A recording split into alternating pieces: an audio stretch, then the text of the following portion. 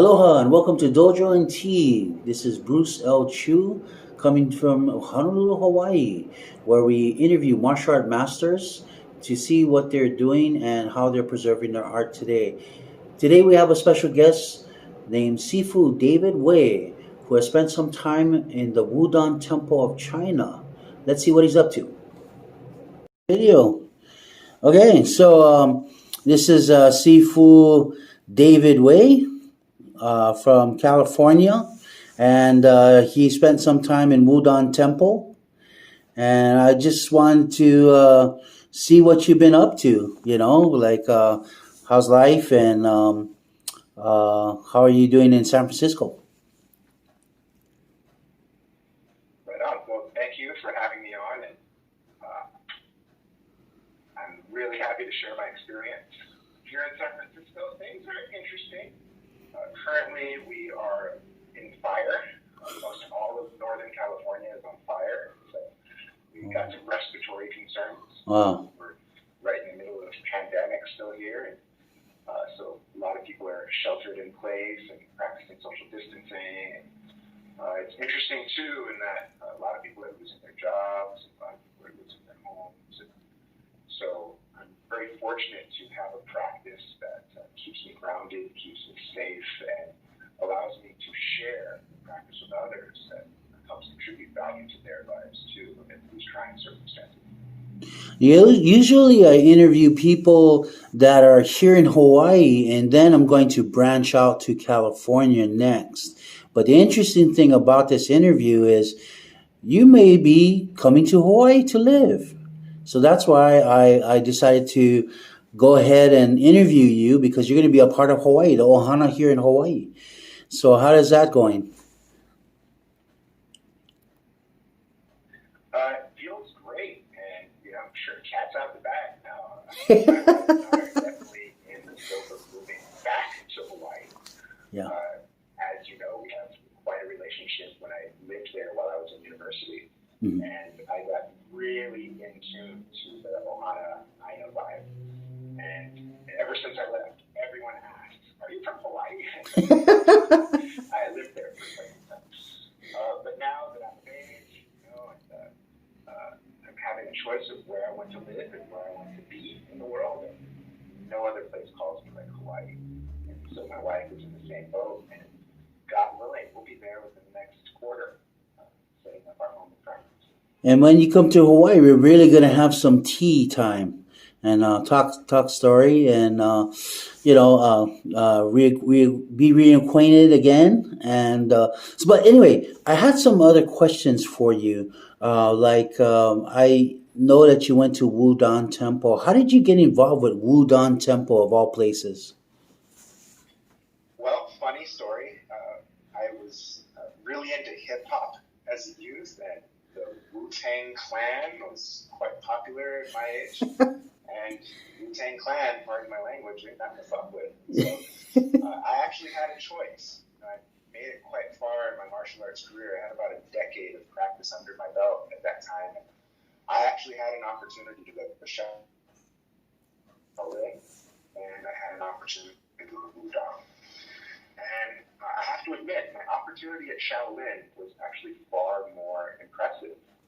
My teacher was a Shaolin descendant, and he had written me a letter of invitation to go directly to the temple to train with the abbot. And I just had a friend in Wudang, and he said, "You want to come over here instead?"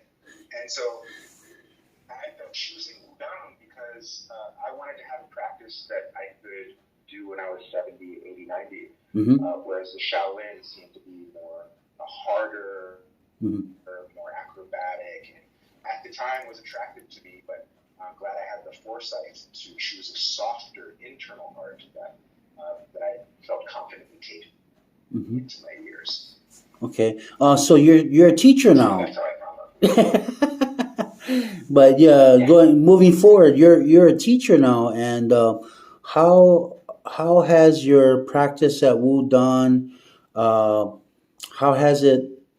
I guess what I'm saying is, You know how like I know you when you were a student, you're kind of rambunctious and stuff. That was cool. That was the youth side of you. But I noticed a maturity in you, and you've grown so much.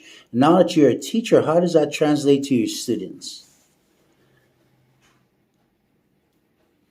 Right on. Thank you for recognition of growth and evolution. Hasn't come easy. Um, as a teacher, I think it's really helpful to explore the Wudang arts in that they're spiritual first and foremost. Mhm. Wudang is a Taoist pilgrimage point. And so, first and foremost, we practice Taoism. Mhm. And the movements that we do to honor Tao as it arises in our body, those movements just so happen to heal. Those movements just so happen to kick ass. But ultimately, the goal is to move our body so that we can be comfortable in meditation. Mhm. Right? Mhm. But those movements that we do, they also facilitate health. They also are good for self-defense. But ultimately, those moves are for spirit. Okay. And so, as a teacher, because I have a stance of spirit, I'm able to meet anyone where they're at, young, old, tall, small, and everything in between. I can present a material that will meet them where they're at, as opposed to a fighting school where you have to do this, this, this, and this, or as opposed to a healing school, which, it's great if you're sick, but what if you're healthy? You know, and so addressing the material from the scope of spirit gives me a broader range, and I'm able to work with a whole lot of people in that regard. Okay, I heard a story that you told a long time ago. It was a very interesting growth spurt, I call it. But a woman was being robbed by a man, and you just so happened to step in on that, and you helped her out. How could you Yeah, repeat that story to tell the audience at Dojo and Tea a little bit about that? for sure. That's a funny story. You remember that? Okay, so I was actually on day 9 of a water fast. So I had no energy. I had eaten over a week, only drinking water. And I would take these strolls through town just to kind of keep my body moving and limber while I was detoxing. And at the end of my walk, I saw a dude strong arm this woman. And, I have my relationship with male female aggression, and it's very triggering for me when I see a male use his strength over a woman. Mm-hmm.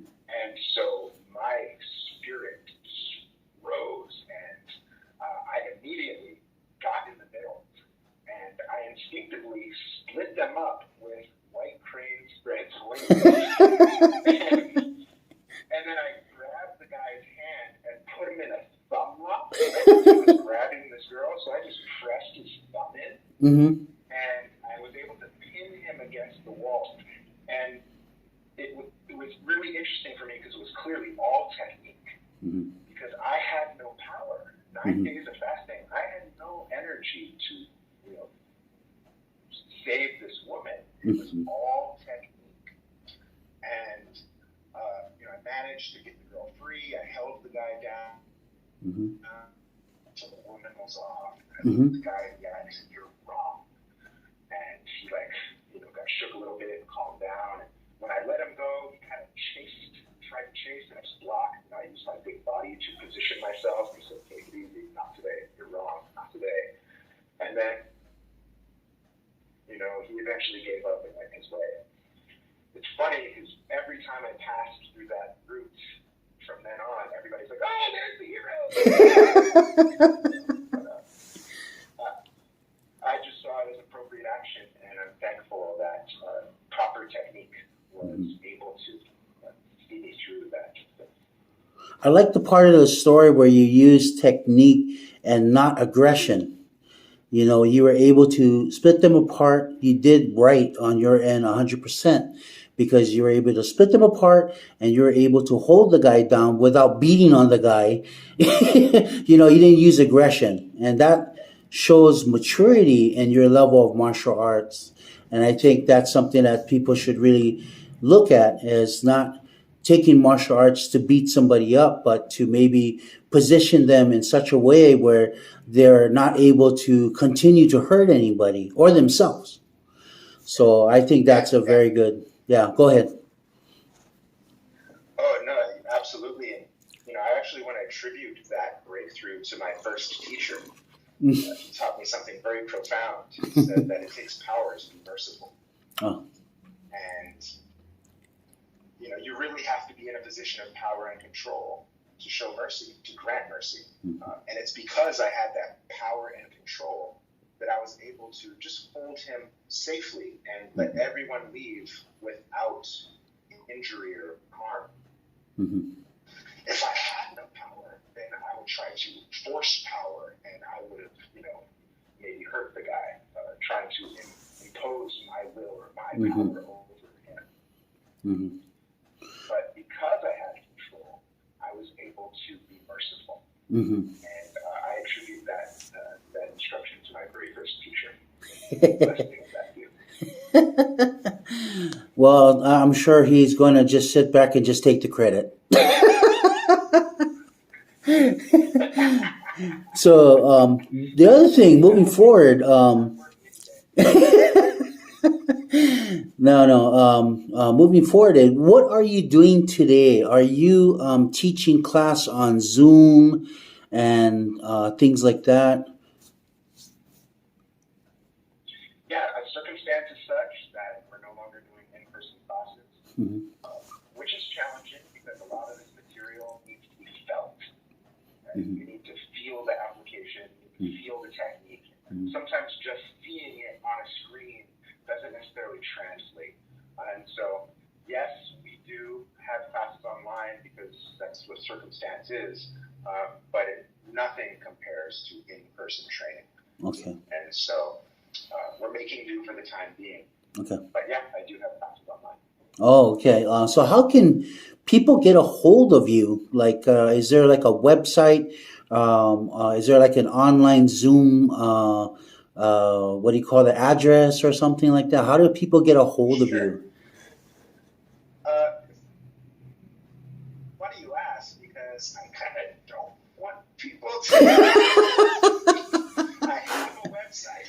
I have contacts, but I don't respond when people reach out to me.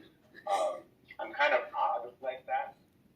And, we've always been closed door, invitation only, and we're more about attraction and affinity than about promotion. Okay. And in that way, I feel I can stay more authentic. When we promote to the masses, then we kind of have to cater to the masses.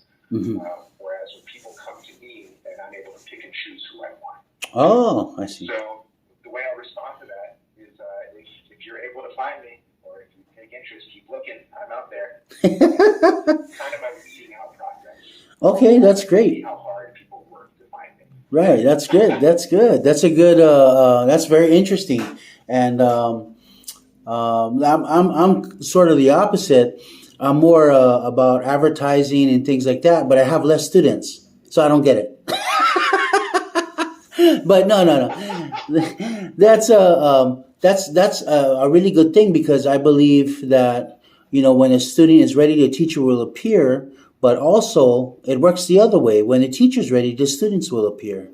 So that's the thing that I like, and I like having a small class actually because I'm able to give more of my attention, individualized attention to each student, and that's a very good thing to do and to have. So I think I've been blessed in that way, and so